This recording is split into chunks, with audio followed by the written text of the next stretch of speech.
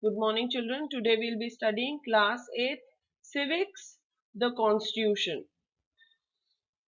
In this video, we will learn about features of Indian Constitution, and under this, I'll be covering the topic of Constituent Assembly, father of Indian Constitution, difference between written and unwritten Constitution, and the features of Indian Constitution. In this video, I'll be covering only 3 features. The rest of the features I'll be adding up in the next video. Constituent Assembly. The concept of Constituent Assembly is very important to understand before we understand the topic of key features of Indian Constitution. Children, what is Constituent Assembly? What role did it played in the framing of Indian Constitution? Let us understand it. The body of elected representatives is called as Constituent Assembly. Now, who are elected representatives? All the people who were selected or who were elected through the process of voting to contribute their knowledge, skill and experience in drafting the constitution are called as elected representatives. Now, what is their work? Why are they elected and why are they assembled? They are assembled for drafting or adopting a constitution. A normal constituent assembly has a work for drafting and for adopting a constitution. That means they have to prepare a rough sketch, and if that rough sketch is agreed by everyone, then they adopt that constitution. The Constituent Assembly of India was elected to write the Constitution of India. That means this body of elected representatives who were elected for India wrote the Constitution of India. यानी हमारे भारत का संविधान Constituent Assembly ने लिखा, and that has actually captured the experience of many knowledgeable people who have led to the formation of this finest constitution of this diversified country. Now, this Constituent Assembly also served as the first parliament of independent nation, because India adopted the constitution after independence. Hence, this assembly only served as the first parliament for our country. Dr. B.R. Ambedkar played a very important role. He is also called as father of Indian Constitution. He drafted the Constitution of India under the presidentship of Dr. Rajendra Prasad. Dr. Rajendra Prasad was the leading president of Constituent Assembly, and then when this Constituent Assembly served as the first parliament, he became the first president of independent India. The Constituent Assembly presented its constitution in the meeting of Parliament. The constitution got its approval on November 26, 1949. That means after 2 years of India got independence. That means India got independence in 1947, and the constitution got approval in November 26, 1949. And November 26, 1949 is also celebrated as Constitution Day in our history, and it took effect on January 26, 1950. That means हमारा संविधान came into effect. That means executive, judiciary, everyone agreed, and we brought constitution into effect, and that day is popularly called as Republic Day, and we celebrate every year the effect date of Indian Constitution, that is January 26th, as Republic Day. I hope now you might have understood the role of Constituent Assembly in framing of Indian Constitution. It has led an extensive role which led to the formation of such a finest constitution of this diversified country. Father of Indian Constitution, Bhimrao Ramji Ambedkar, popularly called as B.R. Ambedkar, the chief architect of the Constitution of India. All the praises that Indian Constitution grabs from all over the world is because of his keen guidance that the Constituent Assembly framed our Indian Constitution. This man is responsible for equal treatment in the society because he introduced the equal privileges for the minorities as well as majority community. We will learn about him in detail in the coming chapters. Written and unwritten constitution. After seeing this heading, you must be confused कि constitution हमेशा हमने तो written ही सुना है. Unwritten constitution क्या होता है? And how will the people follow when the laws are not written? So let us learn in detail about the difference between written and unwritten constitution. Now, children, we will first read the details of written constitution. The first point of written constitution is that it is written in the form of book or a document. As I told you that the Constitution of India has compiled all the rules and regulations in the form of a book or a document, and this document is called as Constitution of India. Okay. The second point, it is being made and enacted by the Constituent Assembly. I gave you the introduction of Constituent Assembly at the starting of this video, and I told you that their main work is to draft the constitution, and if everyone agrees, then that constitution is adopted and that constitution is enacted. So in the written constitution, Constituent Assembly has a very important role to play. They make the constitution and they enact the constitution. Now, the third point of written constitution is that written constitution is less flexible than an unwritten constitution.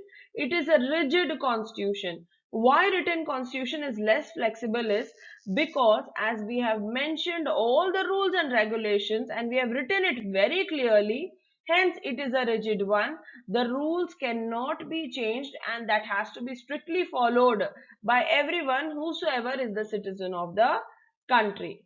Right. Now, the fourth point is it is definite and its provision can be quoted in support of against any power exercised by the government. That means written constitution is definite, it is static, and all the laws which are mentioned or all the provisions which are mentioned in the Indian constitution can be quoted in support against any power. That means in case anyone misuses their power, then all the provisions mentioned in the constitution related to that can be quoted or can be appealed to the judiciary on the basis of that. That means we can use our own constitution as a proof to stand for the misuse of power in the society. Now, let us move on and understand the features of unwritten constitution. It is not framed in single document. The first feature of unwritten constitution is that it is not framed in a single document. It is left over at different parts, okay? And it is a result of gradual process of constitutional evaluation. That means that no constituent assembly is present in the country which has unwritten constitution. Unwritten constitution has gradually come up by slowly and gradually when people felt that this law has to be introduced, they added in the constitution. The constitution in the unwritten form is not prepared as a whole. It slowly and gradually when the time passes, the laws keep on adding and the constitution is formed. Third, it depends mostly on the unwritten rules and conventions which do not require any formal amendment. Now see, because it is unwritten and we do not have any rules and conventions, convention means principles, so there is no formal amendment, and because nothing is written, that is why it is flexible and it is very elastic. That means it can be changed from time to time.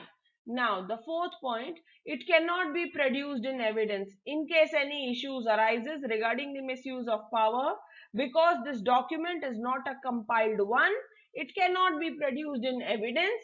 It has to be proved by quoting the sources and the practices. That means we cannot take the section of a constitution as a proof in front of judiciary to ask justice, but then we have to give examples or real facts which have been practiced in the country to prove ourselves as the real one claiming the power. Understood? So when we compare it with written and unwritten constitution, we find that written constitution is the more authenticated one. Okay, now the country which follow written constitution are India and USA, and example of a country which follow unwritten constitution is England. Now, the topic that we are going to start is key features of Indian Constitution. To understand this topic better, I gave you an explanation of Constituent Assembly and the difference between written and unwritten Constitution. So let us understand the first feature of Indian Constitution. What do you think? Indian Constitution is written or unwritten? Indian Constitution is a written and a detailed constitution. That means it is not simply written, it is written in detail, and it is considered as the lengthiest and the voluminous constitution in the world. That means it is lengthiest. Everything has given a detailed explanation. And why it is voluminous? Because her article या हर act के अंदर भी छोटे छोटे provisions हैं which has given it a volume. Now there must be some reasons why it is considered as lengthiest and voluminous. Let us see what reasons have made India the voluminous constitution or the lengthiest constitution in the world. The first point in contributing this was that India incorporated the good points from all the constitutions of the world. यानी हमने क्या किया, सारे अच्छे अच्छे points दूसरे constitution से we have taken. So we can also call that Indian constitution is mix of other constitutions which have good points. Okay, now the second point is diverse religious culture and races were justified. See children, our country is a vast country with diverse languages, customs, tradition, races, religion, और इतने सारे religion, tradition, custom के साथ उन सबको एक ही साथ justify करना was not an easy task, but that task was completed by Constituent Assembly in a successful manner. What did they did? They actually thought, they discussed, and they provided equal freedom and equality to all the diverse religious culture and to the races that are surviving in India. Okay, now let us move on to the third point, contributing that why India is the lengthiest and the voluminous constitution. Why does it have a lengthiest and a voluminous constitution? The third point is problem of foreign imperialism. Now what is imperialism?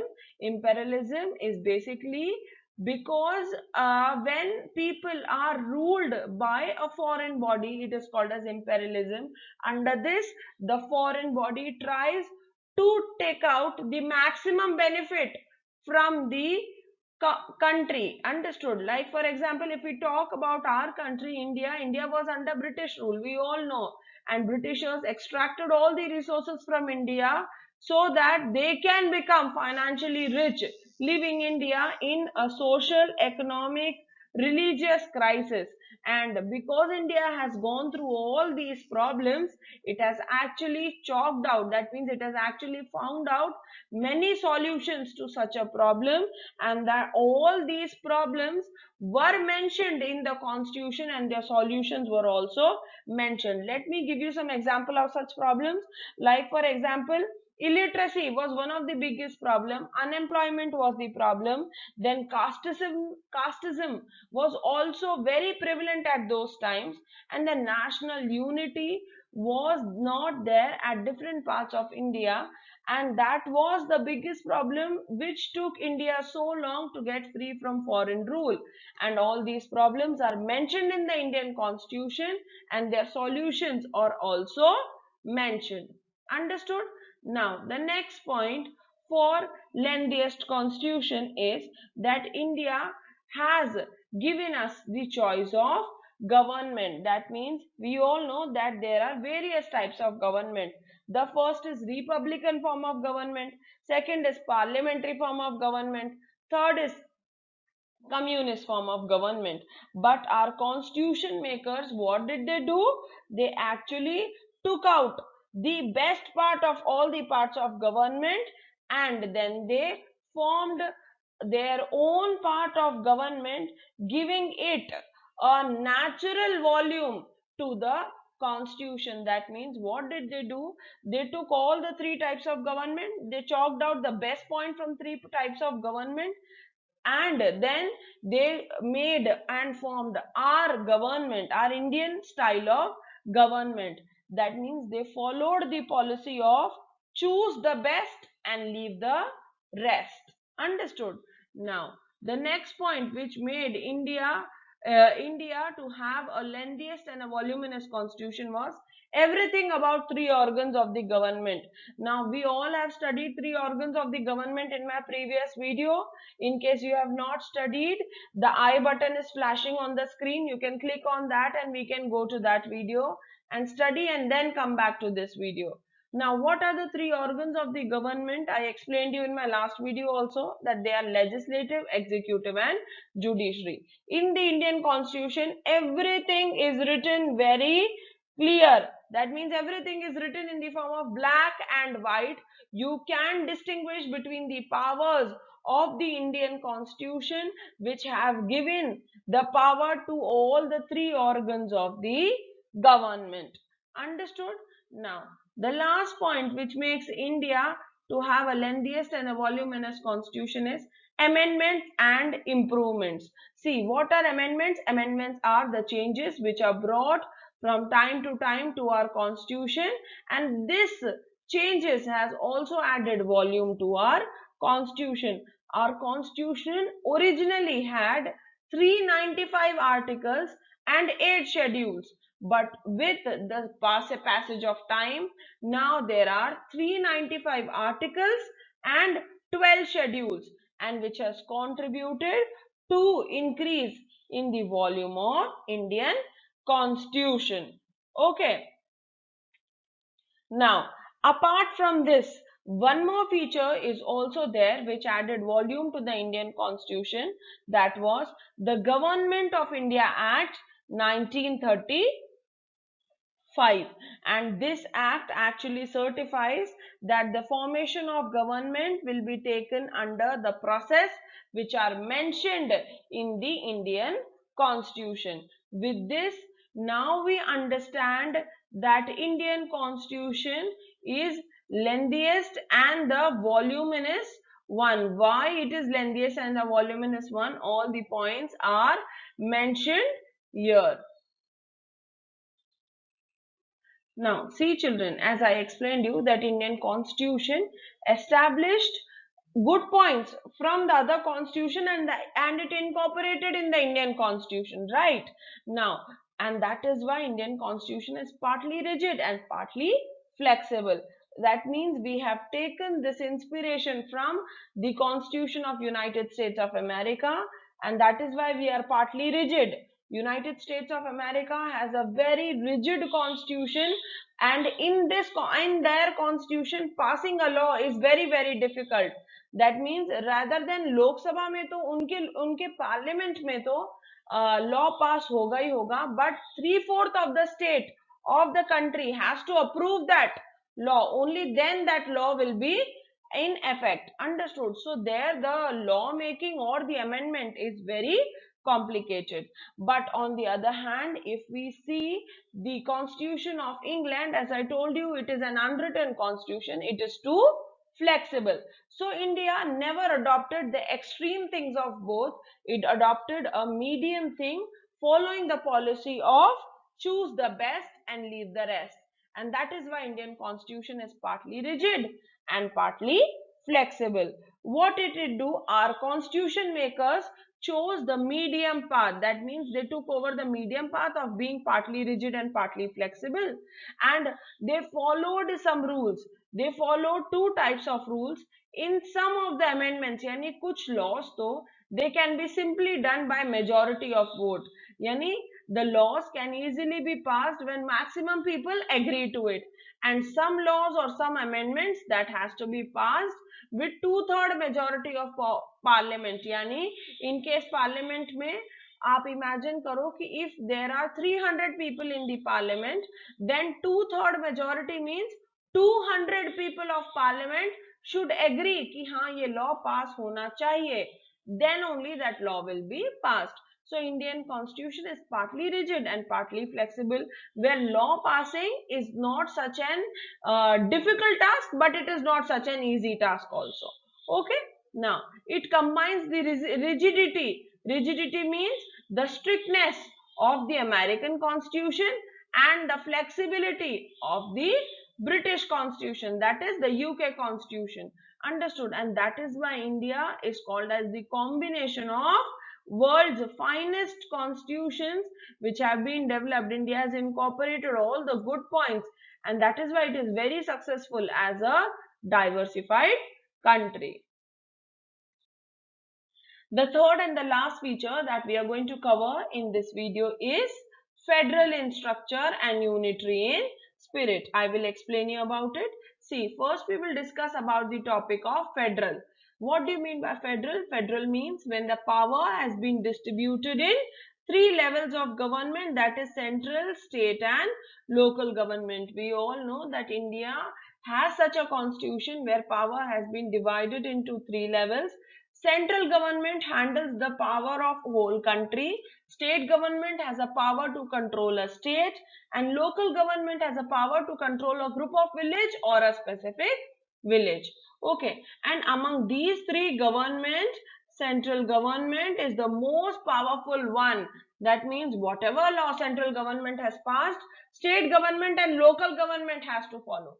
अब देखो जैसे अभी हो रहा है COVID-19 में lockdown is going on, the central government is represented by the prime minister. Every day or almost in a week the prime minister addresses the people, and then in case the all over country national lockdown is extended, the state will also follow it and local will also follow it. Yani central government सबसे ज़्यादा powerful है. Okay. Now during emergency what happens? President can do away with the state government. यानी अगर emergency का कोई case है तो president can remove the state government and he can appoint himself as the head of the state. Children, do you know the prime minister is called as the head of the government and the president is called as the head of the state. Okay. In fact, do you know the governor of a state is also appointed and dismissed by president? The governor of the state, who's the governor of Rajasthan? Do you know? Just think about it. I'll tell you the answer in a while. Okay. The governor of the state is appointed and dismissed by the president. Okay. No state can withdraw and frame its constitution. That means all the states in India are abide by the Indian constitution. यानी सभी को Indian constitution follow करना है, और कोई भी state ये नहीं कह सकता कि हमें अलग होना है और हम अपना खुद का constitution बनाएंगे. No, it is not possible. Understood? We will read about the federal feature of Indian constitution and the unitary feature of Indian constitution in the coming slide. But before that, you need to tell me an answer. And your question is, who is the governor of Rajasthan? Mr. Kalraj Mishra. Okay. And this is a very important question. You all should know it. Okay. Children, as we were going on with the topic of Indian Constitution and we were reading the federal and the unitary feature, I'm going to explain you the various points that actually justifies that how Indian Constitution has both the features, that federal feature also and unitary feature also. Okay. Federal means where power is shared among the levels of the government or the organs of the government. Or unitary feature means at times central government acts as more powerful from other government which are there in the country. That means from state government or the local government. So first we will discuss about the federal feature. The first federal feature is that the division of power between center and the state. In this federal feature, the power has been divided equally between the center and the state. Center controls the whole country and the state controls their specific state. Because of the division of power, there is a clarity in their work. They are not confused कि उनको क्या काम करना है. Understood? The power of center and the state are mentioned in a list. Okay, where the center power has been clearly mentioned, that list is called as union list, and where the state powers are mentioned, that list is called as state list. Okay, you remember the name of the list because it is important. Okay, the power, where the power of center are written in union list, and the power of states are written in the state list. Okay, now the division of power has been put in black and white. That means the powers are clearly mentioned. अब black and white क्यों लिखा है? देखो, अगर मैं आपके सामने black colour और व्हाइट कलर रखूं तो आई गेस आप इजीली पहचान पाओगे कि व्हाइट कलर कौन सा है और ब्लैक कलर कौन सा है. दैट मीन्स कि जो पावर लिखी है इंडियन कॉन्स्टिट्यूशन में अबाउट सेंटर, स्टेट और ऑर्गन्स ऑफ द गवर्नमेंट, उसको इतना क्लियरली लिखा है that anyone can understand it. There is no confusion. Understood? Now the third point is independent judiciary. India has an independent judiciary. That means Supreme Court is completely different from the government. Government cannot interfere in any of the court, whether it is Supreme Court, High Court or District Court. The decisions made by Supreme Court is considered as final, and no government office or office employee or the minister can interfere in the decision. यानी supreme court free है बिल्कुल decision करने के लिए. Understood? Now let us move on to the unitary feature. अब देखते हैं कैसे कोई एक गवर्नमेंट पावरफुल है. Now, the union list has more important powers. As I explained you, what is union list? The list in which the power of central government are mentioned. Okay, so that list has more important powers. जैसे कि currency हो गया, foreign affairs हो गया, defence हो गया. All this are mentioned in the union list. यानी ये सारी पावर किसके हाथ में चली गई? सेंट्रल गवर्नमेंट के हाथ में चली गई. So central government has become more powerful. Understood? Now the next point of unitary feature is that more finances are under the control of central government. That means money related issues, maximum money related issues are under the control of central government. And when maximum money related issues are under the control of central government, then what happens? Obviously it is more powerful than the state government. Understood? Now the third is residuary powers are also under the control of central government. Now what are residuary powers? देखो, मैंने आपको बताया था कि central government की power एक list में लिखी है जिसको हम कहते हैं यूनियन लिस्ट. स्टेट गवर्नमेंट की पावर एक लिस्ट में लिखी है जिसको हम कहते हैं स्टेट लिस्ट. अब कुछ ऐसी पावर्स होती हैं जो कॉमन होती है और कुछ ऐसी पावर्स होती हैं जिनको कहीं लिखा ही नहीं गया है. जो पावर्स जिनको कहीं लिखा नहीं गया है उनको हम कहते हैं रेसिडरी पावर्स. ओके, और वो पावर्स जो कॉमन होती है सेंटर और स्टेट के बीच में उनको हम एक लिस्ट में लिखते हैं which is called as concurrent list. हम डिटेल में पढ़ेंगे, we will study about this in the later chapters, but then this is just a gist और an intro what I am giving. So residuary powers are those powers which are not mentioned in any list and this power is completely under the control of government. And कौन सी government? I am talking about central government only. So ऐसे देखा जाए तो central government ज्यादा powerful है. Okay, now emergency powers are also with the central government. That means जो भी गवर्नमेंट पूरी कंट्री को रूल कर रही है उसके हाथ में इमरजेंसी पावर भी है. जैसे फॉर एग्जांपल ड्यूरिंग कोविड-19 the emergency has been declared. Section 144 has been implied. Lockdown, national lockdown has been declared. So that was declared by the central government. And once the central government declares emergency, then the state government has to follow. चाहे कुछ हो चाहे कुछ नहीं हो, state government को orders follow करने ही हैं जो सेंट्रल गवर्नमेंट ने दिए हैं. Okay, now in an emergency a country runs under central government only. अब देखो, अगर इमरजेंसी डिक्लेयर हो जाती है तो पूरी कंट्री को कौन कंट्रोल करता है? सेंट्रल गवर्नमेंट कंट्रोल करता है. पूरी कंट्री को सेंट्रल गवर्नमेंट कंट्रोल करता है. स्टेट गवर्नमेंट का कोई रोल नहीं होता. Understood? I hope now the difference between federal and unitary features are clear and how they are incorporated in Indian Constitution. See, unitary feature means power lies in one hand as the picture is showing you on the screen, and federal features means the power is shared among the organs of the government or levels of the government. I hope this topic is clear. Now I will give you some important questions related to this topic. Now, some important questions coming up from this topic is, mention the difference between written and unwritten constitution. Second is how an Indian constitution is partly rigid and partly flexible. I explained you very clearly. If you remember, very good. If you do not remember, scroll back to the video again, see it and then write down the answer. Okay. Now mention the federal and the unitary features of Indian constitution. This is a very important question that is arising from this part of video. I'll be uploading the video of the next features of Indian constitution very soon. Till then, you read your book very carefully, see the video again, clear your concepts. In case of any doubt, please mention it in the comment section. Okay, in case you like my video, please like, share and subscribe my channel. Thank you.